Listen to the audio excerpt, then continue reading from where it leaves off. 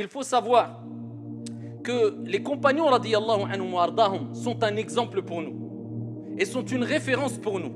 Et ils nous ont enseigné à travers leur application, l'application des préceptes divins et prophétiques, comment doit réagir le musulman, c'est-à-dire avec totale équité et avec comportement exemplaire et de manière impartiale lors des conflits. Alors il nous est rapporté un texte où Ali ibn Abi Talib radiyallahu anhu warda, Ali, qui était Amir al-Mu'minin, prince des croyants à son époque. Vous imaginez, là on parle du gouverneur. Ali ibn Abi Talib radiyallahu anhu warda, à son époque, il est rapporté qu'il avait perdu une armure. Et ici, une personne de confession juive a trouvé son armure. Alors, plusieurs jours après, Ali ibn Abi Talib radiyallahu anhu warda a vu un juif avec son armure. Et il a reconnu son armure. Il est parti le voir. Il dit, cette armure, elle m'appartient. Le juif, il a dit, non, elle ne t'appartient pas. C'est moi qui l'ai trouvée, elle est dans mes mains. Pourquoi elle t'appartiendrait? Il dit, c'est à moi. Il dit, non, c'est à moi. Il dit, non, c'est à moi. Qu'est-ce qu'ils ont dit? Eh bien, on va renvoyer l'affaire à un juge. C'est pas à n'importe qui. Hein. Ils n'ont pas dit à mon ami, comme certains. Attends, on va appeler un témoin, une personne, mon ami. Non, ça marche pas ça. Ton ami, c'est qui ton? Une personne dotée de science, de clairvoyance, de sagesse, une personne impartiale. Il a dit, viens, on va voir le juge. Le juge était musulman, Shurayh, radiyallahu anhu. Donc c'était un juge musulman, mais c'était un juge connu pour son équité, parce que les juges étaient connus pour leur impartialité et leur équité. Ils sont partis le voir. Mais vous vous rendez compte, c'est qui est parti le voir?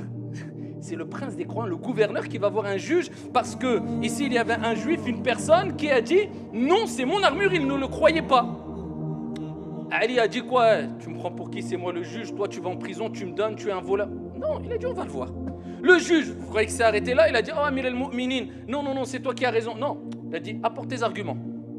Ali ibn Abi Talib radiyallahu anhu warda a dit il y avait mon fils. Il y avait mon fils. Il dit ça, c'est pas pris en compte ça dans le témoignage, ton fils, parce que c'est ton fils. Est-ce que la parole d'un enfant, du fils d'un père n'est pas prise en considération?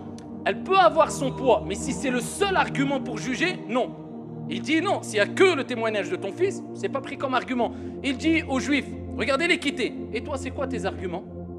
Le juif, il dit, les arguments, c'est simple, c'est que je l'ai dans les mains, c'est à moi. Et le prophète alayhi salam nous a enseigné cela. Il dit al-bayyina ala man idda'a. Celui qui prétend, c'est à lui d'apporter sa preuve. Il dit moi je l'ai dans les mains. Lui il dit que c'est à lui d'apporter ses preuves, c'est pas à moi. Regardez l'équité. Shurayh a dit par va-t'en, il a à toi le bouclier. Amir al-Mu'minin, le prince des croyants, le juge qui est un rang en dessous du prince des croyants. Eh bien le juge dit toi je considère pas que c'est ton bouclier ou bien ton armure, tu pars.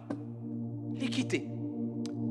Il est rapporté que cet homme juif, quand il a entendu ça, il a été étonné, choqué, époustouflé. Il se dit comment ça? Le prince des croyants musulman qui va voir un juge musulman qui, moi, je ne suis pas de la même confession et il me donne raison à moi.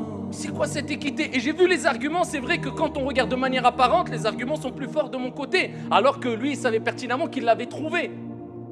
Il dit, j'atteste que cette religion est vraie. Wa ashhadu an la ilaha illallah wa anna Muhammadan Rasulullah. J'atteste qu'il n'y a de divinité qu'un Dieu unique et que Mohammed est son envoyé. Il est rapporté qu'il a embrassé l'islam parce qu'il a été pris d'émotion de par la partialité, le comportement impartial plutôt, et le fait d'agir avec autant d'équité. Il a été étonné.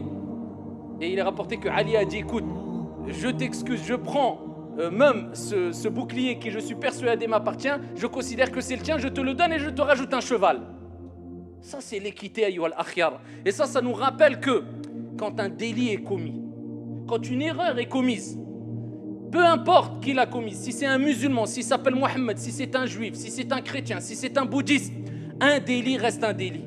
Quelqu'un qui vole, cela doit être condamné. Qu'il s'appelle Mohammed ou Karim ou Michel ou je ne sais qui, qu'il soit juif, chrétien, bouddhiste, athée, il n'y a pas de favoritisme. Si quelqu'un a opprimé, cela doit être condamné. Si quelqu'un a violé, cela doit être condamné. Si quelqu'un a agressé, cela doit être condamné. Le musulman, il ne suit pas ses émotions. Il suit la justice et l'équité comme Dieu lui a ordonné dans le Coran al-Karim, même s'il doit témoigner avec équité vis-à-vis de lui, walau ala anfusikum, awil walidain, envers ses parents, wal aqrabin envers sa famille proche. Ça c'est l'islam, ça c'est l'équité.